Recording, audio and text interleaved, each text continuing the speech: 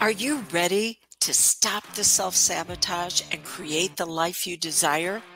Well, in order for that to happen, you need to break free from the bad beliefs that are holding your success hostage. You need to optimize the stress by turning it into extra energy for success. And those hurtful habits? Well, we need to give that pain a purpose for progress. Welcome to Stop the Self-Sabotage and Create the Life You Desire podcast. Would you agree with me that life is challenging enough already without making it harder on ourselves? But yet, we'll still do it. We know we're supposed to eat healthy, and we find ourselves cramming the empty calorie muffin, aka faux cupcake, into our mouth, or we shouldn't be saying yes to the request because our schedule is already too jam-packed, and yet what do we have coming out of our mouth? Sure, I can do that.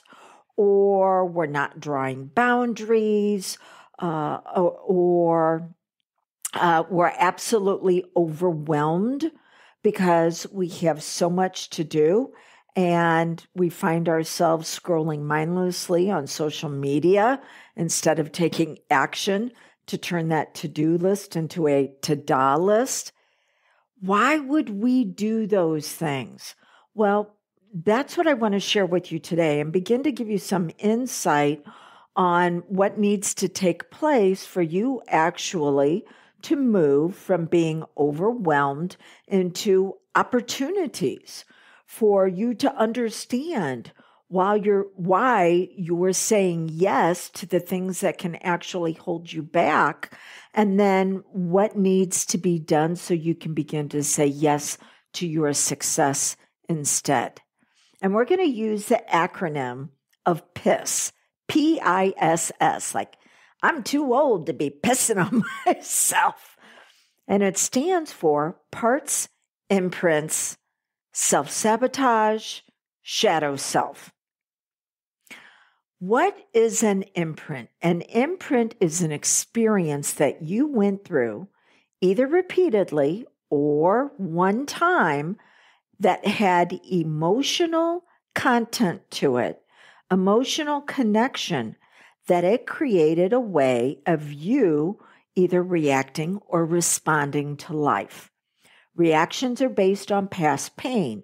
Responses, or being response-able, are based on future impact. So we all have thousands of imprints that we've experienced. Some of them are functional. They lead us to being fulfilled and manifesting the life of our desires. And others are not so healthy.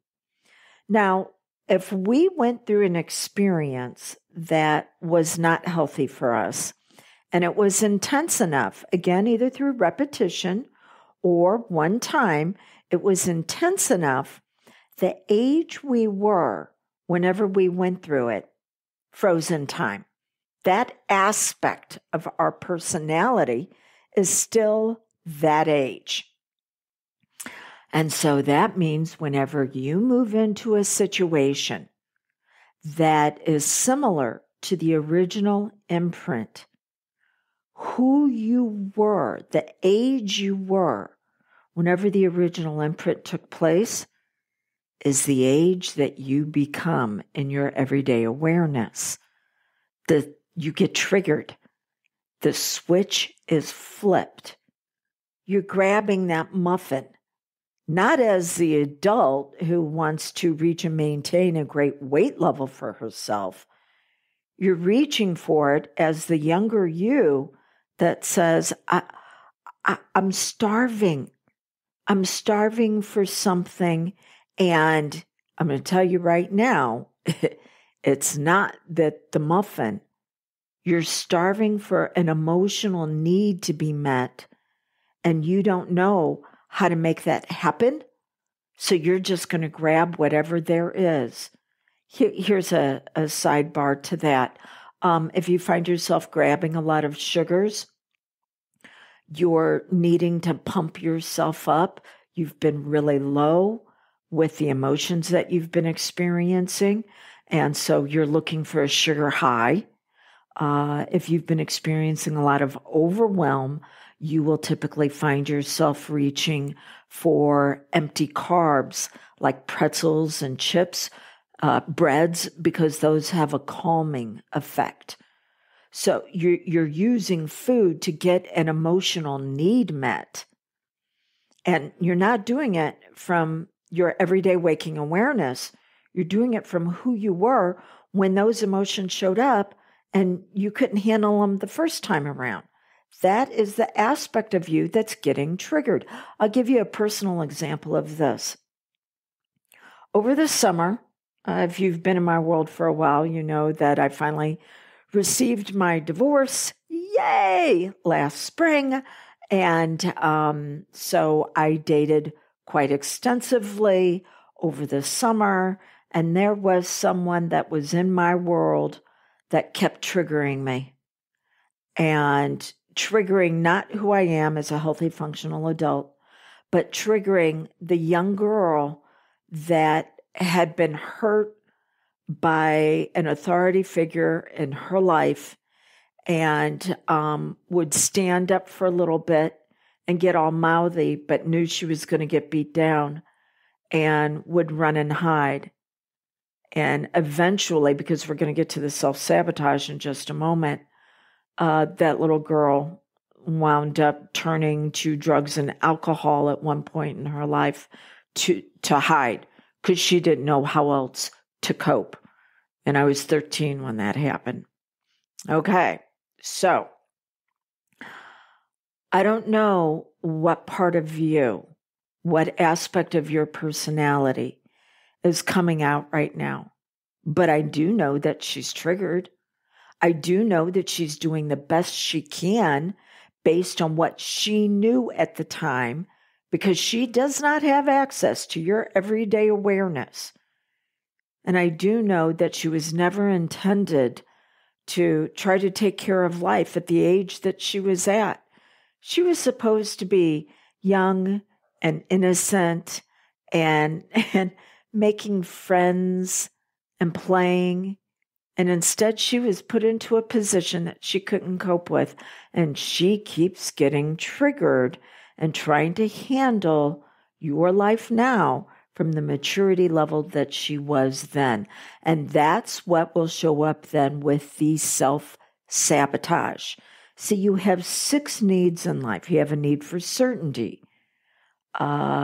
freedom, worthiness, love, growth, and leadership. But she discovered how to get all those needs met in a way that was dysfunctional. So under certainty, she learned that she must be reliant on other people, places, and things to be okay. And when that's not in her life, just like me turning to the drugs and alcohol when I was 13, there was a time in my life whenever I was a teenager, I couldn't cope without them. The only reason why I was able to get clean is I wound up getting pregnant at one point. And that literally saved my life, is having to take care of somebody else. Now, we don't want it to be as dramatic for you. And even though I went clean in that area, that didn't mean I was healthy. Now, under freedom, you can have freedom of emotions, and you can continue to find the things that are going to create drama, crisis, chaos, and confusion. Because you're like, I can't dampen it down. I can't go through life numb. So you've got freedom of your emotional states. It's just that they're going to express themselves as being all out of whack. And then you want worthiness. But the worthiness will be dependent upon how many other people you can save. And hey, the last savior, they nailed him to a cross. So you got to be careful with that. So how many people can you save? How many people can you martyr yourself for? Or love. We all crave love. but you've been taught to settle for the crumbs of connection by either being a hot mess and connecting to others through that, or what I typically find is that others are a hot mess in your life, and then you're having to constantly rescue them with a lot of drama, crisis, chaos, and confusion. And the safety comes from the fact that all these people are reliant on you. I see you. I see that you're trying to grow and that you've amassed all this knowledge. But knowledge, if it doesn't give you results that lead to resolution, is simply memorization that you regurgitate. You can probably tell me all sorts of things about how to heal and move forward, and yet you don't have the results in your life because you haven't been able to activate it. And the leadership, oh yeah, there's leadership, all right. The leadership of, let me continue to be there for everybody else, but who's got your back? Who's taking care of you? Yeah. So that's how you self-sabotage, by those 6 needs and getting them met in a dysfunctional way. Then there's the shadow self. The shadow self is actually aspects of your personality that can help you. But when you went through the original imprint, the part of you that tried to stand up and say, no, this isn't right, got knocked down, got knocked for a loop.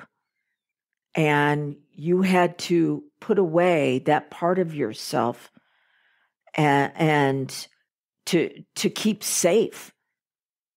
The part of me that stands up and says, no, I'm drawing a boundary. You cannot cross this line, is the part of me that stood up whenever I was physically getting knocked down and bones broken. And I had to put her away. She still came out in inappropriate ways. I was constantly fighting at school. But I had to put her away because I tell you what, you're a kid, and you stand up to a grown man and you say, if it makes you feel better and hitting a little kid, go ahead and hit me again. Guess what? They're going to hit you again. Now, maybe what you went through wasn't physical abuse. Maybe it was the mental and the emotional. No one saw the marks. It's just as insidious. But there was a part of you that you had to put away to appease and people please. You've heard of fight, flight, or freeze. Well, there's a 4th one, appease. And you packed away aspects of your personality that actually can help you right now when given the appropriate instructions on how to make a beneficial impact to your life. So what is it that you need to do for all of this? Well, that's one of the reasons why I love hypnosis, because you cannot think yourself into all of this. You actually have to have a conversation and dialogue with your subconscious, which is the place where all of these parts of you are kept, all of the experiences, all of the imprints. Okay, so if you want to have a conversation to see what that would look like, 1-636-699-7791. Let me know that you want to have a break-free consult. You can also go to canhypnosishelpyou.com as well as dawnlandrum.com.